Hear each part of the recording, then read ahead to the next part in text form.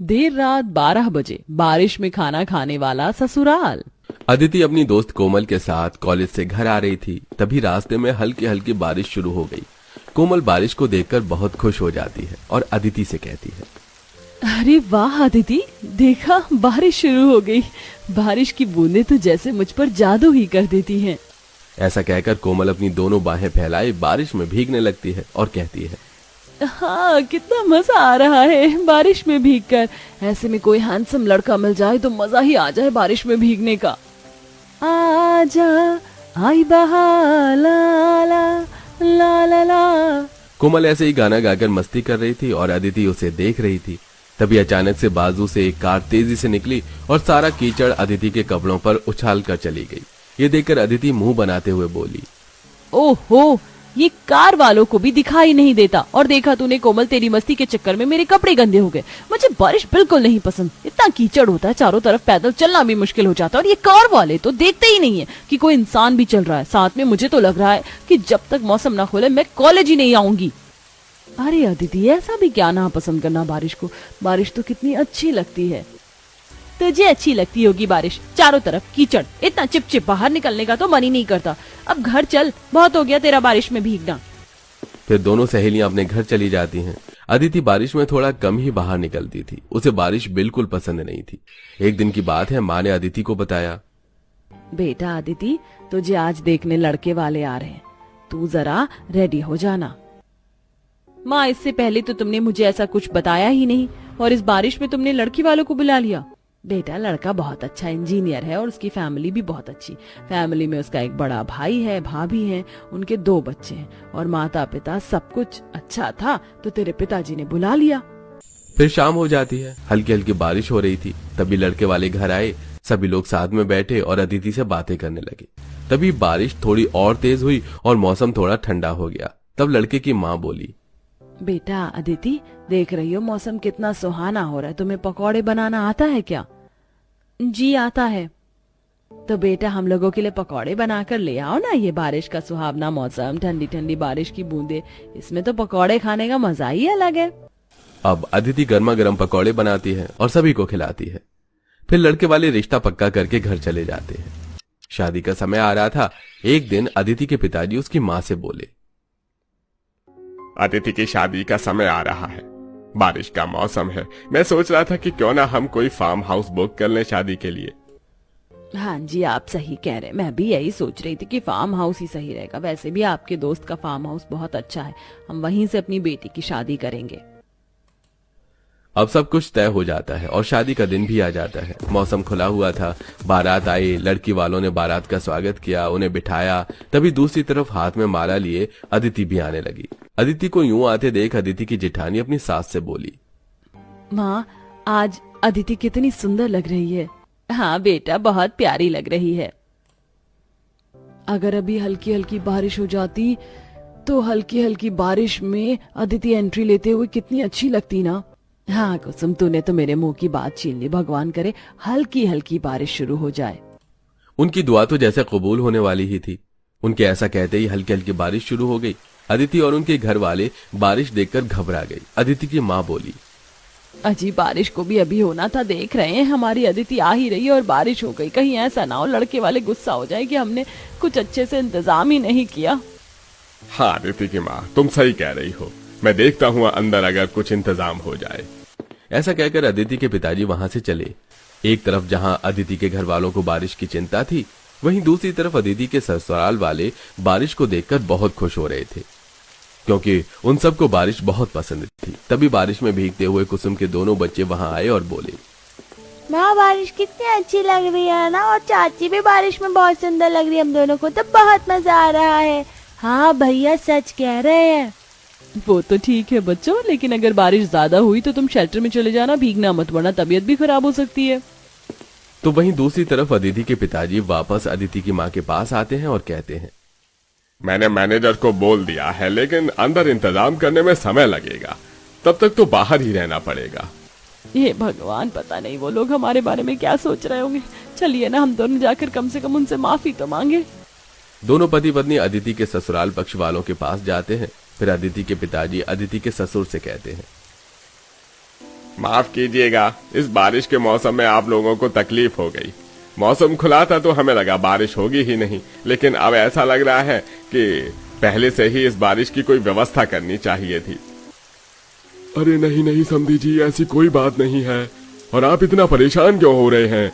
आपकी वजह से बारिश थोड़ी ना हुई है। बारिश तो कुदरत की देन होती है और कहते हैं भगवान खुश होता है जब बारिश होती है। और सच मानिए, हमें इस बारिश से कोई दिक्कत नहीं है। आप बिल्कुल भी परेशान मत होइए। और इसी तरह हल्की बारिश में अदिति की शादी संपन्न हो जाती है और वो दुल्हन बनकर घर आ जाती है। अगले दिन अदिति की पहली रसोई की रस्म थी।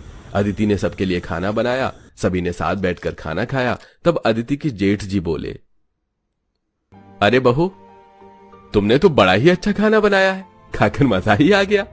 ये सुनकर अदिति का पति दिनेश बोला, हाँ भैया वो तो ठीक है, लेकिन गर्मी इतनी ज्यादा लग रही है ना, अचानक बारिश के बंद हो जाने से उमस बढ़ गई है, इसलिए ठीक तरह से खाना खाने का मन नहीं कर रहा। हाँ दिनेश तो सही कह रहा, लेकिन फिर भी अदिति की पहली रसोई है, उसका मन रखने के लिए खाना तो अच्छी तरह ही खाना पड़ेगा। सभी लोग खाना खा लेते हैं। मौसम काफी गर्म था, घर के सभी लोग गर्मी से परेशान थे।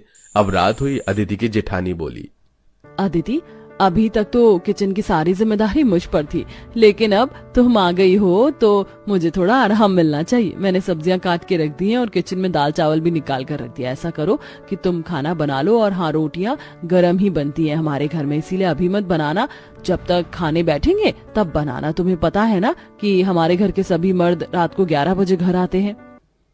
जी भाभी, मुझे पता है। अदिति ने ऐसा ही किया। वो किचन में गई, उसने सारा खाना बना लिया, उसके बाद रोटी छोड़ दी, फिर सबका इंतजार किया।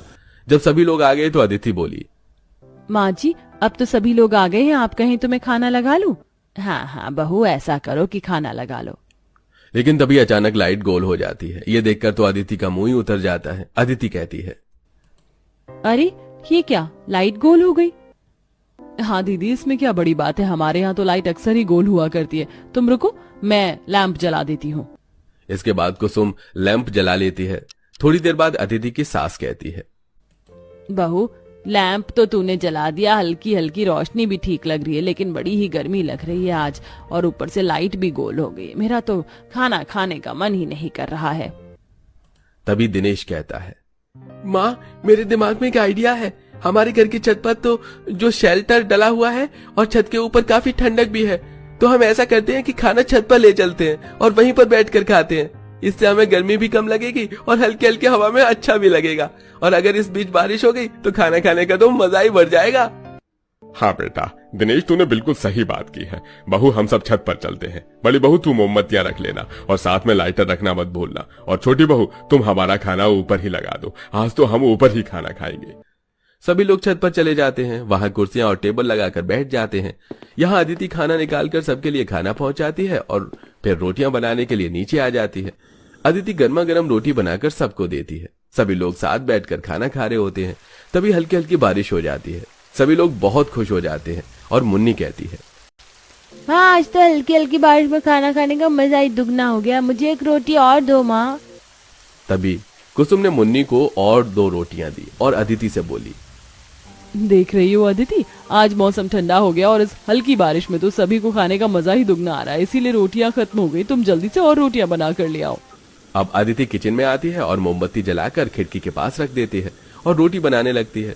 खिड़की खुली हुई थी, वहां से बारिश की हल्की हल्की बूंदें आ रही थी, जिससे अदिति को रोटी बनाने में बड़ी दिक्कत हो रही थी। वो मन ही मन सोचती है, कैसे ससुराल वाले हैं, ये रात को 12 बजे बारिश में खाना खाने का शौक है।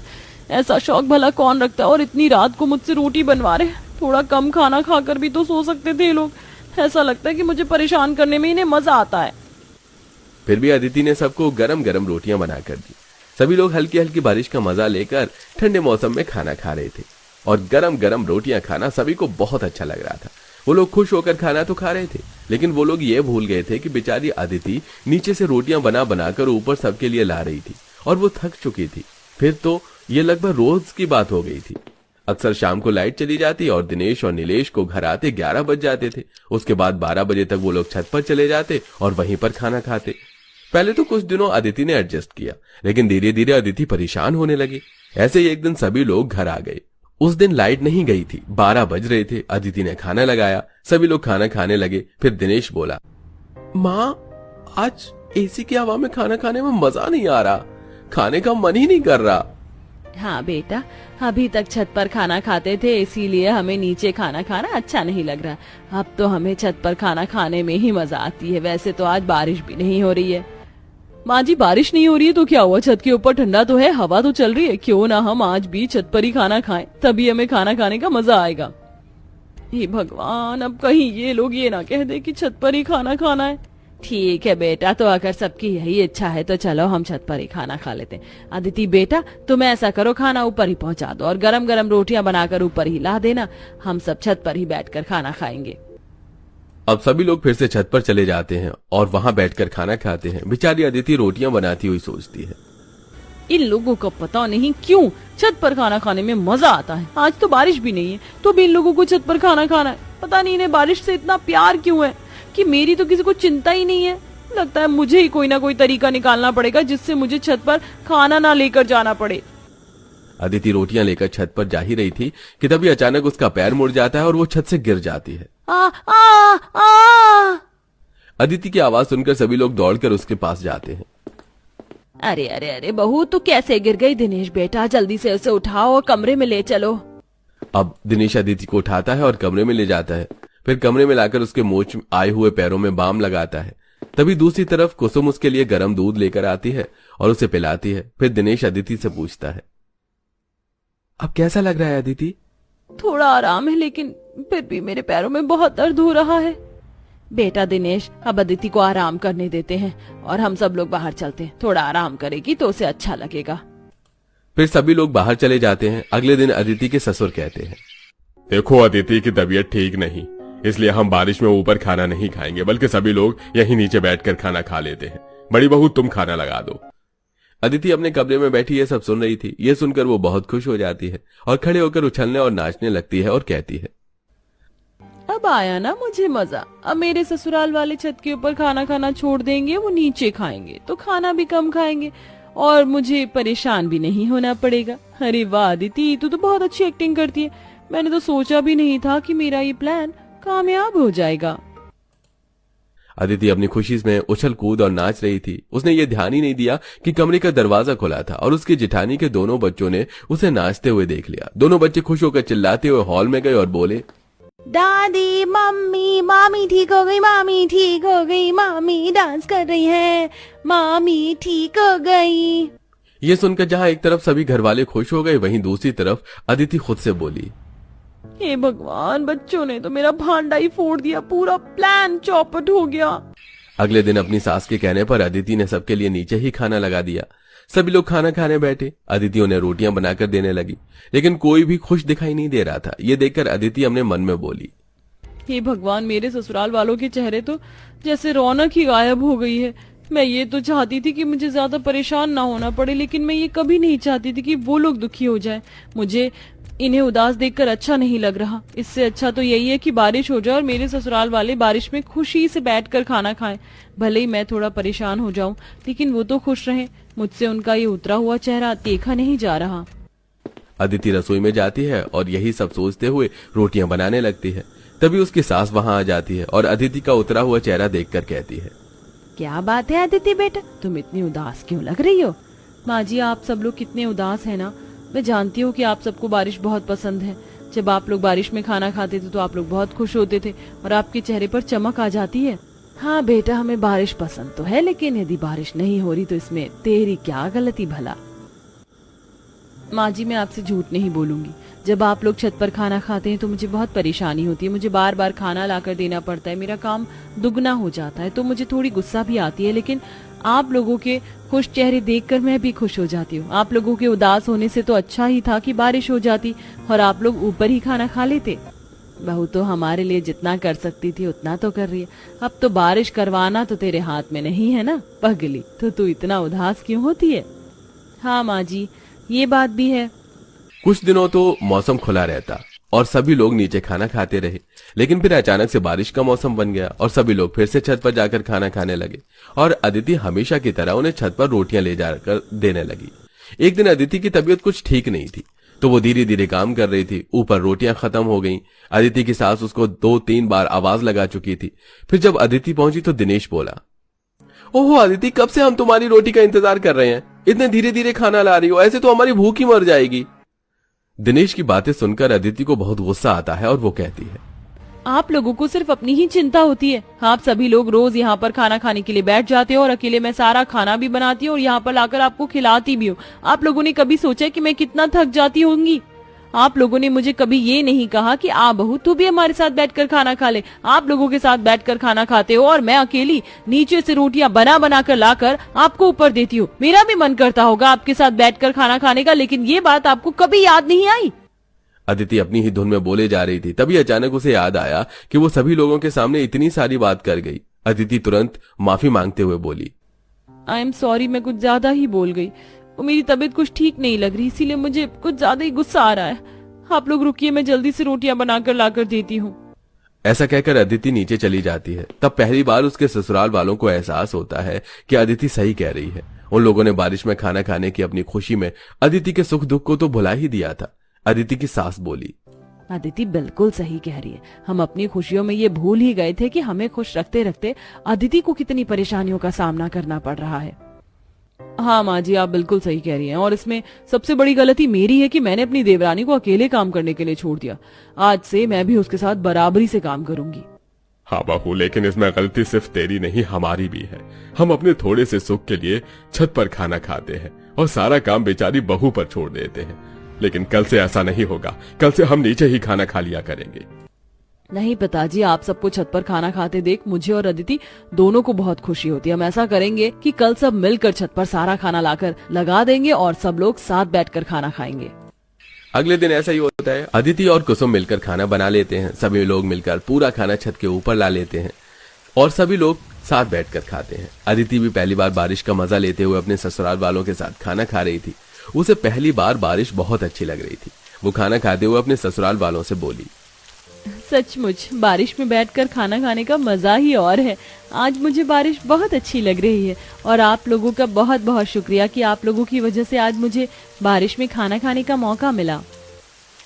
इसी तरह अब सभी लोग साथ मिलजुल कर खाना खाते हैं और खुशी खुशी मिलजुल कर साथ रहते हैं। और अब बहू को 12 बजे रात तक बारिश में खाना बनाने की परेशानी भी खत्म हो चुकी थी।